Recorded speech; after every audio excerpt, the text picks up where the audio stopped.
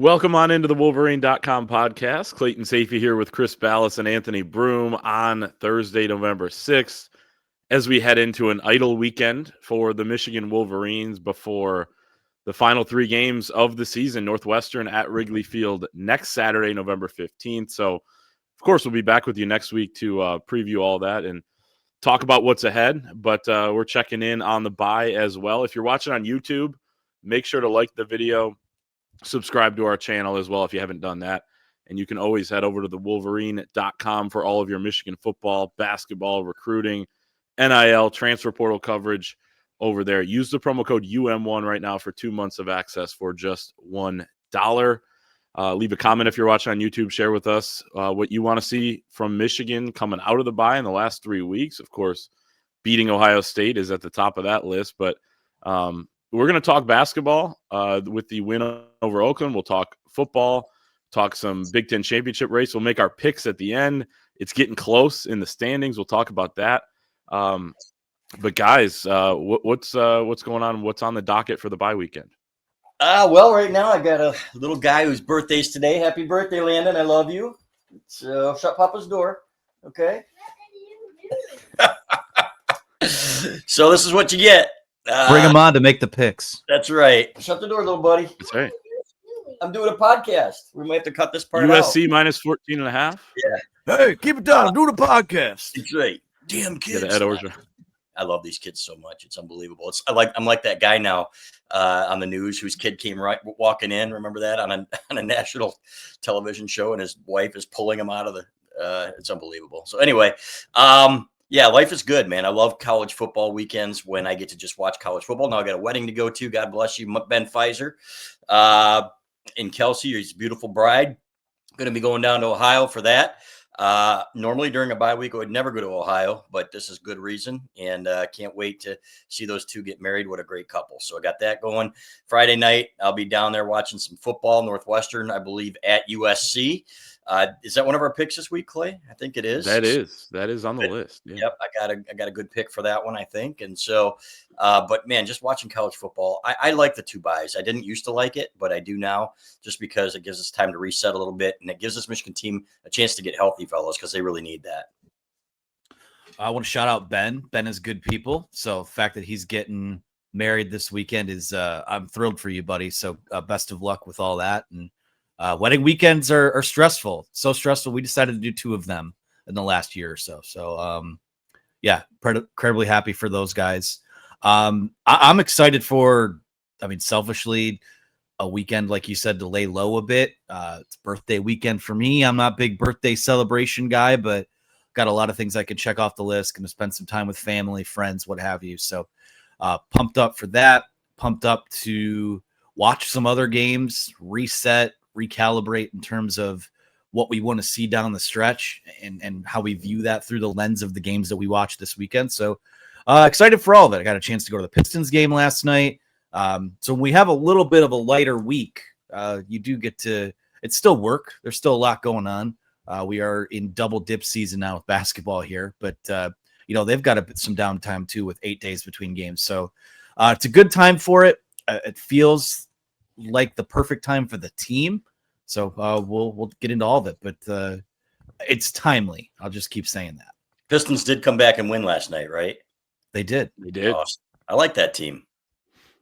Yeah, Pistons are good. They're really good. I jealous of Anthony at the game last night. Yeah, I got to get out there at some point, but yeah, I'll be watching some games around at different establishments. I would say that's kind of the plans for now. And then you look at the weather, and it's like, can I get a little golf in? And it's like, do you want to be out there 40 degrees? You and John Borton always trying to get as many rounds. Well, John Borton had a streak. He's had multiple streaks where he's gone like 20, 30 months in a row of golf. Yeah. If you can get January in, he can get it in.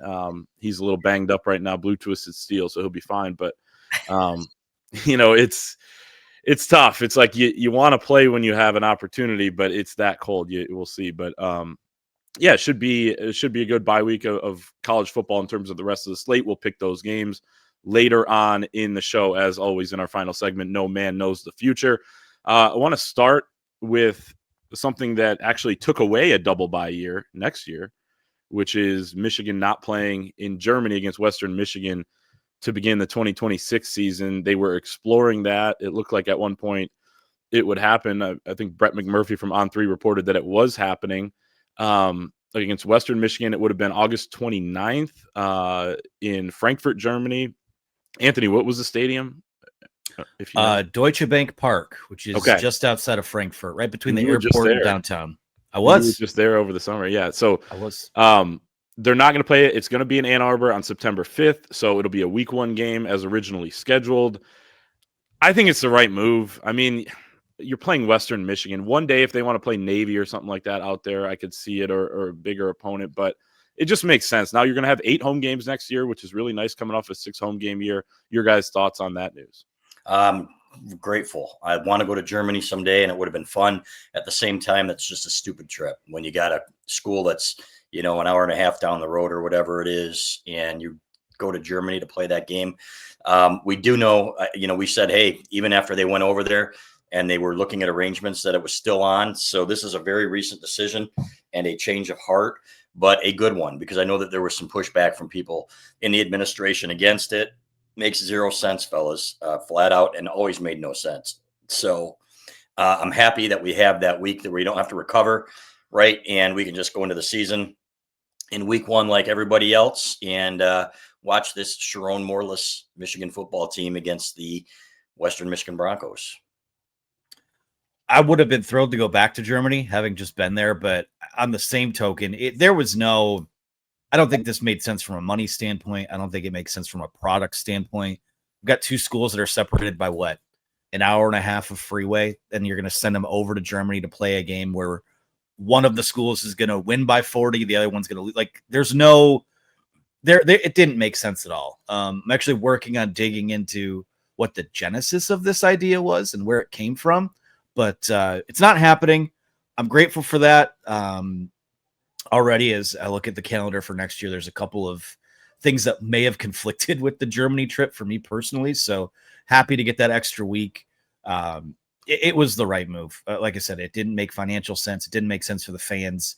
Would have been a cool experience, no doubt. But I think you can do this better down the line than, hey, let's just change next year's game against Western Michigan. I think there's a time and place, and next year doesn't feel like the time and place for it. If it would have made financial sense, I could see it in the revenue sharing age and all that, where you got to generate more. But if it doesn't, then I don't see really a ton of upside other than, some branding stuff and the cool experience that would be for the fans over there, the players, the coaches, the fans that would travel. It's a pretty cool experience going to the big house though, too, and playing there. And I think Western's having a pretty good year, right, Anthony? You're our MAC correspondent. But well, they did beat Central over the weekend, so they've taken control back. I didn't mean to bring that up. Yeah, that's all right. No, I think they're 6-3. That's whatever. Coach Drink has them sail in the right direction, but that's right. Yeah, they're solid, but MAC school, Big Ten school. I would expect Michigan's going to be way better next year. So let's put fans in the seats in Ann Arbor and have them excited about that, than having to pick up and play in a stadium that I think seats 55,000 people, literally half the size of the big house. Just it made no sense at all. Mm-hmm.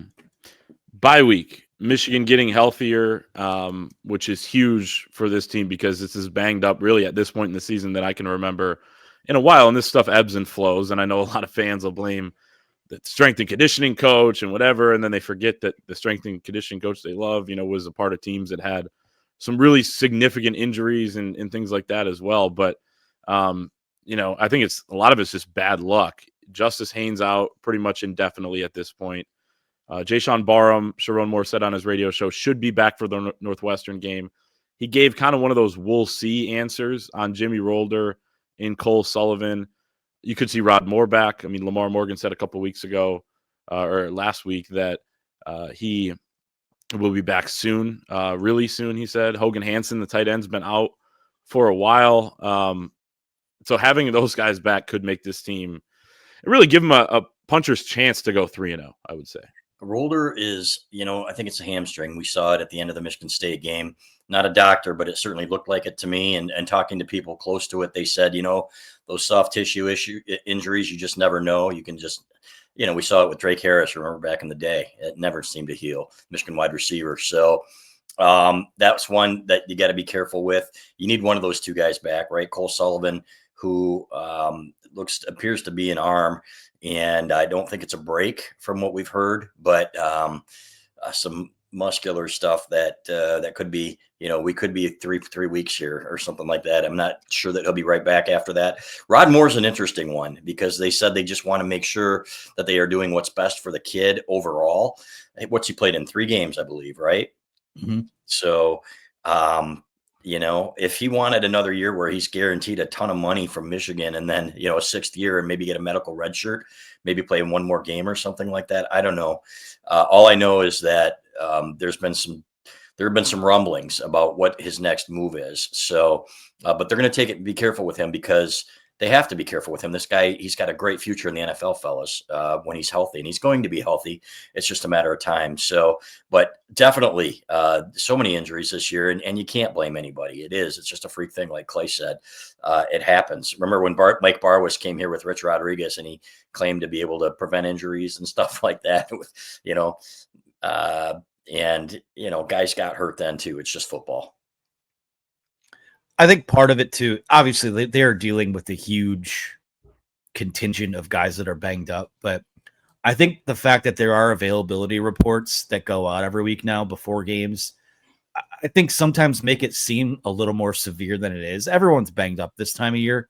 The guys we mentioned are obviously the ones to watch, but you do wonder about some of them if maybe the circumstances were different, or maybe you were playing a tougher game coming out of the bye week. But this is a group. I think the injuries and the youth on offense, and we'll talk about other bye week thoughts, but I think it sort of changed how I view the end of this year. A lot of this now is getting guys up to speed, finding as many playable guys as you can, which I think they've done a pretty good job of, and then seeing how good you can get in as little amount of time as they have left. So it'll be interesting to see. This is a Michigan team last year that beat Ohio State without Will Johnson and without Colston Loveland. So it's not that if there are a couple of key guys that are out, the task becomes impossible, but you don't have the erasers that last year's team did, like a Mason Graham, like a Kenneth Grant. So it certainly affects the outcome, but on a week like this, where you're getting guys healthy and a lot more guys are getting practice experience, and we'll get practice experience next week and probably game reps as well. That's equity in now and in the future. So there's a silver lining to it too. As far as who needs to return the most, who's the most important guy outside of Justice Haynes, do you think, for this team? Because Haynes he's the best player on this team. He has the best replacement though.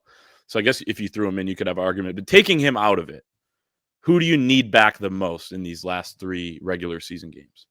That's a tough one, right? I would go, I think, with one of the linebackers, just because, I know that's kind of a cheating of an answer, but your depth just isn't the same, right? When you're missing both of those guys, right? So I go with one of them. I love the thought of Rod Moore playing against Ohio State and being out there in that game. So obviously he comes to mind just because he's a Buckeye killer, right? He's the guy that infuses confidence in that entire defense, not just the secondary. So he might be my choice. But they need these guys, a lot of these guys back. That's all there is to it. And hopefully they'll be back for Ohio State. I think they can get through these next 2 games, fellas, without them. Obviously, you would like to have them playing a little bit before they go into that game, but that's where I stand right now. I'm with you on the linebackers. If I had to pick one of them, it's probably Cole Sullivan. I think a couple weeks ago when we did our Saturday roundtable, I argued him as either a defensive MVP or a team MVP, or at least one of them. Seems like every time he's out there, he makes some kind of play. And even in the passing game too, like in the interceptions he's had this year. I feel like he is, in the years to come, he is an all Big Ten, maybe an all American type of guy, but I just think he has a massive presence on them out there whenever he's out there. So Haynes is the obvious one, because you already have a great running back in Jordan Marshall, but if you could have 2 of them, that just adds so much more firepower to that offense. But Cole Sullivan, I just feel like, is always in the right place at the right time, making a big play. So is Jimmy Rolder though lately. Yep. I may go with him. Just I think he's playing at such a high level right now, and we'll see. Right, whoever comes back, are they fully 100%? So obviously, whatever the impact the injury has when they do return, could have a say in this in terms of who performs the best. It could have a say in Rod Moore. I mean, he has made some awesome plays out there. A lot of it just based on his own football instinct. And obviously, you've seen the speed and everything on the pick against Wisconsin and all that. But I may go Rolder. But I agree, it's probably one of the two linebackers, because then you're dipping too far into the depth. I mean, when you have two true freshmen out there on that big fourth down stop against Purdue, and they made the stop, but it's still, you're playing with fire a little bit with that much inexperience out there. And you do have not the luxury, but you did get a lot of safeties experience earlier in the year, and now when Rod Moore's been out lately too. So you at least have some depth there. But yeah, it's probably one of those two linebackers. Jayshon Barham, would be nice as well, because you could play him at either edge or linebacker. And again, it does sound like he'll return. But yeah, really get them all back so you have all hands on deck, as Juwan Howard would say, for the last 3 games. I think the most important guy to stay healthy outside of Bryce Underwood, though, is Jordan Marshall. I mean, this team is going to run through him the last 3 weeks. Yeah, that's the scary part right now. Your depth there. Bryson Cudsdell, a pride of Ada, as Clay refers to him. I used a lot of your quotes, kid. That's pretty fun. But he ran hard. He ran well, but there is no question there's a huge drop off there, right? And you're starting to see why they were calling Jordan Marshall special last year, fellas, when, I think he started off, when you're watching Justice Haynes do his thing and then you have to live up to that, I think he was trying to be maybe a Haynes type of back and wasn't patient and wasn't just being Jordan Marshall. And now he is, and you're starting to see who he really is again. And it's been fun to watch. Plus, he's a great kid. There have been so many guys that we've covered over the years. He's right up there with the best of the best in terms of human beings and everything that he brings to the table. So there's no question he needs to stay healthy. I know Micah Capana is still banged up with that hand injury. And after that, guys, you got a freshman in Jasper Parker. But if he goes down, then you've got some serious trouble. Justice Haynes is this team's best player, but is Jordan Marshall this team's second best player? Like, is that a hot take? Probably. No, it's not a hot take. He's incredibly important. And Derek Moore, maybe. But Derek Moore's been incredible the last month or so. But it's neck and neck. Yeah. Yeah. I mean, he's not only has he slid into the role, he has been the type of back and the lead back and the guy you can lean on and rely on. So you hope to maybe this offense clicks in the next couple of games, and maybe you can give him a spell at the end of the game so he doesn't have 50 carries or close to 60 carries before the Ohio State game. But been incredibly impressed with him. Yeah, I mean, it's just fun to watch. It's two different styles, but there's something about the style that Jordan Marshall plays with. And, it's easy to say this when, you don't see Haynes. When Haynes is running down the sideline 80 yards, that's fun too. But there's just something about that style that gets me going. It's just the tougher guy out there. He's the toughest guy on the field. And I asked Andrew Sprague that on Tuesday. I said, if Jordan Marshall was an offensive lineman, because he was saying that they all compete to be the nastiest offensive lineman. And I said, would he be up there? Would he have that nasty streak in him? And he said, absolutely. Because I mean, I think it gives that offense some juice when he's out there running as hard as he does. So, but yeah, the season's kind of riding on him, not to like put it out in the ether that he could get hurt. But I mean, he's going to have a lot of carries here down the stretch. He's going to have to continue to be heroic for this offense. Yeah, I think that's it on bye week thoughts for me. We'll talk about the Big Ten championship race just because technically Michigan's still in it, and it's kind of interesting here. And we have a big game this weekend that could help determine what this looks like between Iowa and Oregon this weekend. But first, we got to shout out our sponsor, Gametime. You can go to any game really this weekend, any NFL game, and take the stress out of buying tickets with Gametime. Gametime's the official ticketing partner of the Wolverine podcast. It's the best place to buy tickets. And the Gametime guarantee means you can trust you'll get 100% authentic tickets on time and at the best price. Guys, if you could go to a game this weekend, what would you choose? You got an off weekend, you got Gametime, where would you go? I think I'd go to Iowa City. I love it there. I love that crowd, and I think they're going to win. And we'll talk about that in our picks. I don't. Not only do I think they're going to cover, but I think they're going to win. So, but that's such a great atmosphere, and they're such good people. Tom Kakert, our buddy at the Iowa on 3 site, is as good as it gets. Those are fun people, and don't know what the weather is going to be. I might change my pick if it's going to be 35 and snow, but to some game down south. It's going to be poor weather. Like the over under dropped like 5 points in one day. Let me look at Iowa City weather, but yeah. But either way, fair, that's normal for Iowa games. True. Yeah, it is. And okay, so I'll sit in the press box up there. There we have it. That's the one I want to go to. 50% chance of rain, it looks like. Or a suite. But Game Time is the best, man. I use them all the time. Oh, listen, I know that Brian Kelly got fired, but you give me LSU and Alabama under the lights at Bryant-Denny. That's borderline bucket list stuff down there. So we'd love to maybe go to a playoff game down there. Question mark. If that could happen. But if I could teleport anywhere, that's probably my pick for this weekend. Yeah, considering we're probably not going there anytime soon, I guess, other than a playoff game. It's not scheduled. I'd probably choose that too. But, man, the Iowa-Oregon game is going to be awesome. I can't wait for that. Yeah. Game Time has exclusive discounts like zone deals. You choose the section. Game Time selects the seat. You save. All their prices are with fees, right? If you want to go to Morgan Wallen at the Big House, if you want to go to any concert, whatever, you text your friends what the price is. That's the price. You don't have to be like, oh, wait, let me see what it is with fees. No, they tell you what it is with fees. So take the guesswork out of buying college football tickets with Game Time. Download the Game Time app, create an account, use code ON3 for $20 off your first purchase. Terms apply. Again, create an account and redeem code ON3. That's ON3 for $20 off. Swipe, tap, ticket, go. Download the Game Time app today.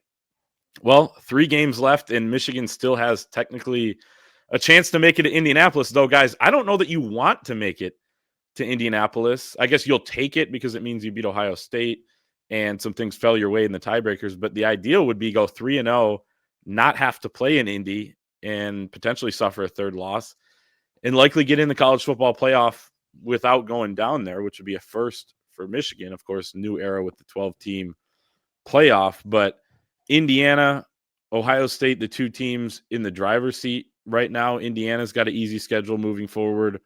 Penn State, Wisconsin, Purdue. They have the tiebreaker over Oregon because they won out there in Eugene. Oregon's got an interesting one this weekend at Iowa. As Chris said, he believes that could be an upset there for the home team. But Minnesota, Washington, and USC, potentially tricky game. Michigan, of course, we know their schedule: Northwestern, Maryland, Ohio State. Iowa's in the mix. When you look at their schedule, if you beat Oregon and win out, and Michigan beats Ohio State, then Iowa gets in the Big Ten championship game. And USC, I mean, if they didn't lose to Illinois, this would be a different conversation. They need to win out. They need Michigan to beat Ohio State as well. But I think we all believe Indiana's going to get there because it's a cupcake schedule at the end. Who else is there, and any thoughts on the championship race? Obviously Ohio State's in the driver's seat, right? And we all want Michigan to upset Ohio State again this year. It's going to be a tough game. You never know. You just don't. And nobody would have guessed that they would win last year. But it took a couple short missed field goals. Even, you scored 13 points and you still somehow got out of there with a win. So my guess today would be we're going to see Ohio State and Indiana. If Michigan were to beat Ohio State, you always want to win a championship, right? It doesn't matter if it's a Big Ten championship. You're saying, well, we don't want them to go to it's always fun to go to Indianapolis, and it's always fun to hang a banner and win a Big Ten championship. So I would like to see him go, but I think a lot of things obviously would have to happen, right? You've lost head-to-head with USC. Who do they finish with? I think they play Oregon, if I'm not mistaken, right? So, yep. They still have Oregon. They got UCLA. Yep. Yeah, thanks. there we go. Yeah. So, wow, they play Iowa as well. So it's going to be, some of these teams are going to knock each other out. So, but as somebody said on the board, if they go 10-2 with a win over Ohio State and don't even make the playoff, are you happy with the year? Maybe not thrilled, but you're 10-2 with a win over Ohio State, both rivals. Well, then more of what went wrong would have to do with like other teams winning it around the country. Right. Exactly. Yeah. Yep. So, but I do think if they go 10-2, they're in the playoff if they beat Ohio State. So, it's a different era, fellas, where Big Ten championships just don't count as much. And you can lose to Michigan if you're Ohio State and still win a national championship. Talk about asterisks. So, and I think a lot of their fan base would say the same. So, lots of football to be played, though. For Michigan, it's just let's get by these next 2 games because these are not gimmies. There are no gimmies for this Michigan team. We've seen them struggle with a terrible Purdue team, a winless Purdue team. So, and now you got to go on the road. So, it'll be fascinating to watch how it all plays out. But it is fun, guys, watching more and more Big Ten games that you forget sometimes are Big Ten games, right? Nebraska and USC or whatever. Nebraska out at UCLA and things like that. So up there's Michigan State at the bottom. Boy, 4 winless teams, and one of them was his Penn State. How crazy is that? No one would have expected that. I kind of I'm looking at the schedules right now. USC plays Northwestern, Iowa. They go to Oregon, and they end the year against UCLA in a rivalry game. Iowa, obviously, they host Oregon this weekend. They go to USC. They play Michigan State. They end the year at Nebraska, Oregon, Iowa, Minnesota, USC, Washington. I think those teams are going to knock each other out of it, and that Ohio State and Michigan are the ones. I think they're the 2 teams for that last spot. I think that's gonna. I really feel like that's the stage that's going to play out here. Now, could Michigan lay an egg somewhere over the next couple of weeks? Absolutely, they could. They damn near did it last week, but I feel like I don't know if this is even a hot take anymore because everything with college football now is TV and networks and drama. And let's be honest, this playoff is not a playoff because there have to be hard and fast rules for you to clinch a spot in the playoff. No, this is an invitational unless you win your conference championship. And I feel like if Michigan beats Ohio State, gets to 10-2, that Big Ten championship game is going to be like the Big Ten tournament final on Selection Sunday. They will have made up their mind hours or days ago about what that was going to look like. So because Michigan is the Block M, and because they change the criteria, it seems like every week, every year, they will bend over backwards to make sure Michigan is in, even if it does get to Indy and take a 3rd loss. So I'm pretty confident saying that. I think this year in general, even if you go 9-3 and you make a bowl game, you win it. I think getting 10 wins out of this season would be a huge success with how young they are, with how injured they've been down the stretch. And I don't know if this team is going to impress us a whole lot before the Ohio State game, but I expect them to have all of those stakes on the table when they play it in a couple weeks. And it's a 1-game season if you get there, and really in any circumstance, it's kind of its own entity in that way. There is some precedent for what you're talking about, Anthony, with potentially getting to the Big Ten championship game, losing, and still getting in. We saw it with SMU last year. Right? Clemson beat them. Clemson, right? Yeah, they lost to Clemson in the ACC championship game, and the committee didn't punish them for it and still put them in. And then they got trounced at Penn State. But, there's a possibility of that. You'd run the risk of it, and a lot of it would be out of your hands. I think last year they didn't have too many other great options, although people were campaigning for, Alabama and South Carolina with 3 losses. So it's interesting. It's fun to be in the mix. I know Michigan's not really – they're in the mix because of math right now because they're at 2 losses, and there are, about 25, 30 teams that are in that same boat. But you win some games here, and then you're right in there, and then you're talking scenarios and this and that and seeding and where you're going to go and could they play Ole Miss or whatever, and then it gets really fun. So we'll see how it plays out down the stretch here, but yeah, kind of an interesting Big Ten championship race. We saw some teams move up dramatically, right, with big wins over last weekend. So if Michigan beats Ohio State, these other teams are going to start beating each other, right? So they're going to be there. I really have little doubt of that a 10-2 Michigan team with a win against probably number 1 Ohio State going in, I don't think there's any doubt about it, would propel Michigan up there. So there's a lot to be excited about. I can't wait, guys, to go to Chicago and hang out with you fellas and see a game at Wrigley. We all got approved for our credentials. It's going to be a blast. So, like I always say, guys, have fun, man. Enjoy it. It goes fast. Well, they're They're letting me back in Wrigleyville after my bachelor party last summer, so that's a great sign.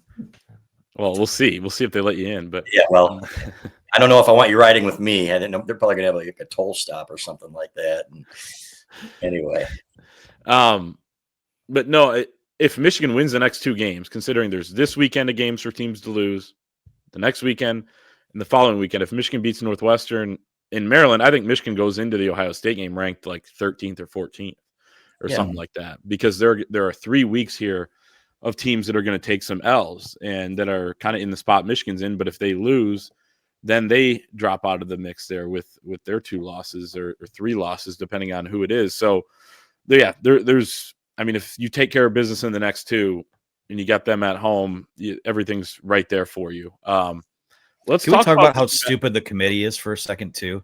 I don't want to spend too much time on rankings, but sure. Speaking of like the brand name carrying a lot of weight here, how is Notre Dame the 10th ranked team in the college football playoff? They've lost to Texas A&M, which I get, but they lost to Miami, who they took a second loss over the weekend, and the committee dropped them all the way to number 18. So it doesn't make any sense to me. The messaging here was that the ACC sucks, but yet Notre Dame has an ACC loss on its schedule and plays 5 ACC opponents. Yeah. Yep. Schedules everything. Yeah, and it's Notre Dame. They lost the only 2 games, the only 2 tough games they've played all year, and they're number 10. Give me a break. It's the Notre Dame game, the Notre Dame mystique, whatever, the Notre Dame name. So, whatever. You know what? Hopefully, I think they got Navy. Maybe one of the service academies will rise up and take care of business. They got Navy, Pitt, Syracuse, and Stanford. All right, come on, Narduzzi. Yeah, he's got a shot. He's got a shot. That's his audition for the MSU job. Yeah, I'm sure he wants that one. Anyway, continue. Let's talk hoops. But before we do, we got to talk about BetMGM, which we're using BetMGM on all of our lines as we pick the games here in just a couple moments. But they are the best. We'll be using their lines all season long to make our picks. They have special offers for our listeners each week. And this week, you can go for the end zone without breaking a sweat with a Pro Football No Sweat token. You'll get your stake back in bonus bets if you don't win. So no reason not to take advantage of that. The game is about to kick off, so feel the rush and own the moment. BetMGM, make it legendary. We will, again, use their lines, and I'll be betting a lot of these games on BetMGM as well for the weekend, including pro football and all of that. We'll do that in just a second, but 121-78 was the final in Michigan against Oakland on Monday night, and it's hard to imagine many more games are going to be that easy for this team, but it was just that easy. I was writing the recap for us on Monday, and sometimes I'll write a headline beforehand just to see how it lines up, and I said Michigan blasts Oakland 101 dash, and I didn't fill in whatever Oakland had. And I thought I was getting a little overambitious going in the hundreds. Then they score 121, which is the 5th most in Michigan basketball history, 69 points in the first half, which was a program record, passing 66 that they had against EMU in 1987. And I mean, they just dominated from start to finish. It was 14-10, but they hit Oakland hit a couple threes, a guy who had hit 3 threes in his career coming into the game. And then after that, it was off and running. How many times did we look at each other in that game and just say, wow, holy crap. I mean, just laughing. Like a Dimara gets a block, and you're just openly laughing at how ridiculous this is. What a rim protector he is. And Dusty May wants him to be more than that. He says we're challenging him on the perimeter so that he can stay out there and we can switch 1 through 5 with him. Now he's got that long reach, guys, where if somebody gets by him, he's erasing it anyway, which is crazy to me. But there were some things that Elliot Cadeau did at point guard where I'm like, wow, and the little plays. The one guy who really impressed me the most, though, was Marez Johnson Jr., whose offensive arsenal is expanding, but he plays with such an edge, and he's a great finisher, right? When he's within 5 feet of the basket, it's going in. He knows how to use his weight. I said when I first saw him this summer that he has some Chris Webber mannerisms, and I'm not comparing him to Chris Webber. I just want to make that clear. But the way that he carries himself, the way that he uses his body, the things that he does around the rim are similar in that respect. And he's going to be really, really good. So it was funny. Yaxel Lendeborg at one time was like, you're thinking, okay, they're doing this all without him, and he was just kind of a guy out there for a while, and he's their best player. So they shot the ball extremely well. That's what Greg Campy, Oakland's coach, said after the game. They are a really, really good team. They just happen to really shoot the ball well against us too, which probably won't always be the case. And they will have more contested threes that they will facing. They'll be facing teams that close out a lot better. They're going to have to show that they can do it against teams with really good guards that are going to get up in their grill. But you couldn't ask for more from a first game for these guys. I mean, Dusty May would probably tell you that he didn't like how they always played defensively, but that was a clinic in every sense of the word. They were efficient. They were making their shots from the outside. They were sharing the basketball. They didn't turn over the basketball, which was extremely impressive. I think that they wound up with, how many makes to that? Whatever. They only had 8 turnovers. It was incredibly, incredibly impressive to watch pretty much everyone in that game have a moment at some point. Even Yaxel, with the banged up hand. Doesn't seem like there's any long-term concern about that. Just something he's sort of working through at the moment. But the bigs in general, this front court, like we've seen Michigan have these freakish athletic bigs before, but never two at one time, and never 3 of them, like it looks like they have. Adaimara is a freak. Merez Johnson, if you had sort of checked out during the offseason, but heard they got this Lendabor guy and you showed up and you're sitting in the top row and you didn't know what his number was, you maybe would have thought the way that Merez Johnson played, that was the number 1 player out of the transfer portal that everyone was talking about. So there are going to be nights where some of them are more on than others. They're not going to score 120 points a night. They're not going to score 100 points a night, but that was their offensive fastball. And that as a baseline was incredibly fun to watch, incredibly encouraging to see. I mean, you could talk any number of guys. Elliot Cadeau is a playmaker. Trey McKinney is a shot maker. What a far cry from the first game we saw him play a couple weeks ago. So it was incredibly affirming to know that there is as much talent on this team as we think it is. Now there's a long way to go. A lot of really tough non-conference games ahead, but talk about acing the first test. That was incredible. And to give a counter argument to what Greg Campy said, I mean, they may shoot that well if you leave them that wide open. And Oakland had no choice, right? Because Michigan, I mean, they got everything they wanted at the rim. I wrote it in my 5 takeaways, but out of the first, I think it was like 24 points, it was 16 or 18 of them were from Johnson or Mara or something like that. Some stat, and they were all dunks or layups at that point. And then Michigan was able to start hitting a bunch of threes. I think this is like 13 or 14 of their threes came in the final 30 minutes. So that first 10 minutes, they just dominated down low. Then after that, it all opened up. And I mean, half the time that zone wasn't even set up, but even when it was, Michigan was carving it up. And you love the pace, a 78 possession game from Michigan. Anthony, you mentioned the turnovers, only 8 of them in this game. That's 10.3% of possessions, the second lowest turnover rate in the Dusty May era. The lowest came against Purdue in the first game of the Big Ten tournament last year when they finally looked like they were going to click in that regard. And then I think against Maryland, they had a ton and whatever. But, so that narrative kind of at least put on the back burner. And really, they said they hadn't had turnover issues during preseason practices. So that was kind of a one-off or a two-off in the 2 exhibition games. But I was listening to John Beeline on the Huge Show the other day, and he was super impressed with what he saw, the roster that's been put together. And he said something I wasn't able to do is these exhibitions now against other power teams in Cincinnati, St. John's, and he felt like that Trey McKinney was a little more ready because of those. But he said a couple things. One, every guy that came out in their first game at Michigan and hit up all their shots became a superstar. He's thinking like Duncan Robinson, Nick Stauskas, a couple others. And so he said that bodes really well, the fact that you can do that in your first game. And the other thing is he hopes they lose early on in the year. He's not going to root for it individually, but he thinks it could kind of humble them and maybe they'll learn that the little things make a big difference, is what he said. But I'll say this, in hindsight, I'm glad they lost that Cincinnati exhibition because I think, they didn't have their big guys, whatever, but they still had that feeling of like, all right, we got to be better out there. We got to be more intense. And the message was able to get across from them. So, yeah, I mean, you look at the teams like Wake doesn't look great. TCU doesn't look great. I mean, it's a tough schedule, but they could stack quite a few wins to begin the year.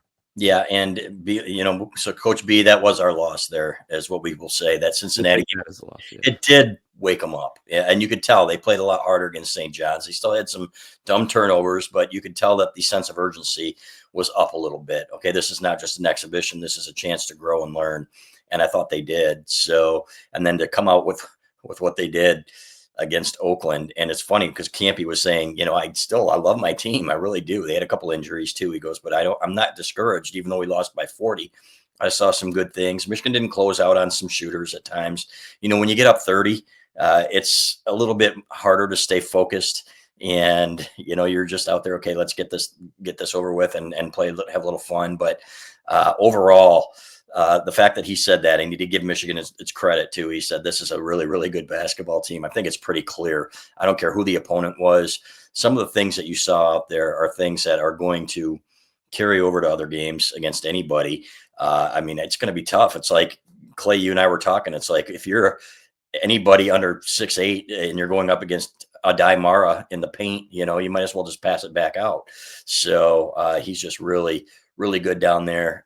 Really love the chemistry more than anything. At the end of the game, when they brought out Trey McKinney and to talk to the crowd, and his teammates were around him and celebrating with him, these guys all really like each other. Now they just need to learn the fight song, guys, and everything will be great. Get ready to learn the victors, buddy. And then they actually didn't learn it. That was my joke the whole time when these guys went into the portal, but they got to learn it. Yeah. Speaking of Coach B, I had no idea. Lemoyne College is D1 now. Wow. They've been D1 for 3 years. He put them on the map.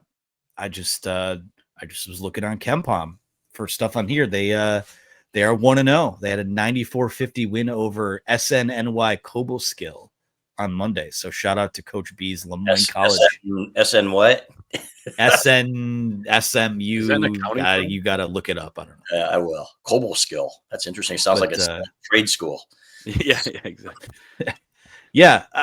Like I said, great first outing. Was really fun to see everything go right like that offensively. There are going to be nights where a couple guys we saw go off are 0 for 7 from the floor, but I think you can walk out of it pretty confident that it's not going to happen 2 nights in a row, or that there is a starring role for somebody each night out. So yeah, super fun. Excited for Tuesday night at LCA. Absolutely. All right, let's make our picks for week 11 in college football. It's a little too late in the year. It's crazy. And it doubled by a year, so it makes it a little bit different. But week 11, we'll look at the standings here. Chris, 24, 21, and 1 with a 2-3 week last week. Myself, 22, 23, and 1 with a 2-3 week last week. Anthony went 3-2 a week ago. He's at 21, 24, and 1. So chip. Yeah, he's chipping away. It is getting a little closer and closer. So we shall see. We got 5 games on the docket this week, so potentially some separation in the standings. And we will start on Friday night, Northwestern at USC, number 19 team in the country. USC is a 14.5 point favorite. Over under is 50.5. 9 p.m. on Fox. This will be a fun matchup. Anthony, our victor from last weekend, start us off. I'm going to go with USC here. Coming back home, Northwestern, I think, is scrappy, but they just don't have the firepower, the playmaking talent to hang with USC in this game. So give me the Trojans. They're going to get overwhelmed. There's no question in my mind. I think USC wins this one going away. I think they cover that 14.5 relatively easily. That's 3 USC picks. I think they're a different team at home, and they see a window here. Again, if it weren't for that Illinois game, maybe things are different for them. But I think they see a window to maybe do something here down the stretch, or at least keep their hopes alive. So I got USC as well. Number 7, BYU at number 8, Texas Tech. College game day down there, I believe, since for the first time since the Michael Crabtree catch against Texas, one of the all-time moments. Texas Tech, a 10-point favorite. Over-unders 52.5, noon on ABC. Chris Ballas, what do you have? It's a lot of points, fellas. This BYU team is pretty good. Andrew Gentry, I believe, is starting at right tackle for them, if I'm not mistaken, and having a good year. I know it's a tough venue, but for some reason, I just think that's too many points. I think Texas Tech wins, but I think BYU keeps it within the 10. I'm going to go with BYU as well. Texas Tech, kind of one of the stories of this year, given Cody Campbell and how prominent he is in the college sports sphere right now. Portal team brought in a lot of guys, spent a lot of money, but BYU, they're tough and they'll hang around. Yeah, I was surprised at how many points, which leads me to think that Vegas knows something. I'm going to take Texas Tech. I'm not falling for the trap, although we'll see if it actually is a trap. I got Texas Tech covering the 10 at home. I think it could be an electric environment there. Wish the game was at night, like that Texas Tech game way back. Number 3, Texas A&M at number 22, Missouri. A&M's a 7-point favorite. Over/under is 47 and a half. 3:30 on ABC. I got A&M essentially knocking Missouri out of this thing. I do think A&M's pretty legit. Marcel Reed, the defense looks good. I got A&M. Yeah, I do too. I think they will. I think they'll win by 10 or more. As a matter of fact, I think they're just that much better. I think Missouri's Missouri, and A&M's playing good football. Yeah, this time of year, you just have to win by 1 or more, and I think Texas A&M will, but Missouri covers. Okay, a Mizzou pick there. This one, very, very excited for, considering Big Ten implications, just Big Ten familiarity. Number 9, Oregon at number 20, Iowa. Oregon's a 6-point road favorite. Over/under is 40.5. Was 44.5 just a couple days ago. Maybe some weather there. 3:30 on CBS. We'll go back to Anthony. What do you have? Oregon's they might win this game, but they're missing the gear that the last couple Oregon teams have had, I think. Give me Iowa to cover this number. I agree. And I think Iowa wins this football game, believe it or not. I don't know why. Maybe because Michigan's had so many struggles there in Iowa City. But this Iowa team's playing good football, fellas, too. Let's be honest. They've got a little bit more offense than they've shown in past years. So that environment, that defense, I think is going to be tough for Oregon. I like Iowa to win. I got Oregon. I went so back and forth. And Iowa, they almost beat Indiana at home. And Indiana scores to take the lead late in the game and gets a stop and all that. So Iowa is legitimate. I just think that Oregon had their game where maybe they sleptwalk through it, and that was the Wisconsin game. I think they only won 21-7.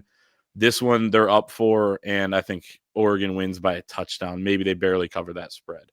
I'll just say this about that game. If Iowa finds a way to win that, they go out to USC next weekend. That might be the game of the week in the Big Ten. Yeah, that'd be an awesome fun, guys. I love this time of year.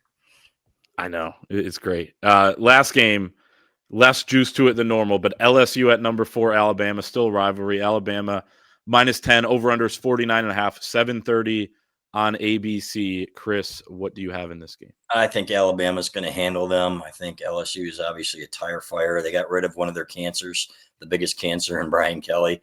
But I like Alabama to win going away.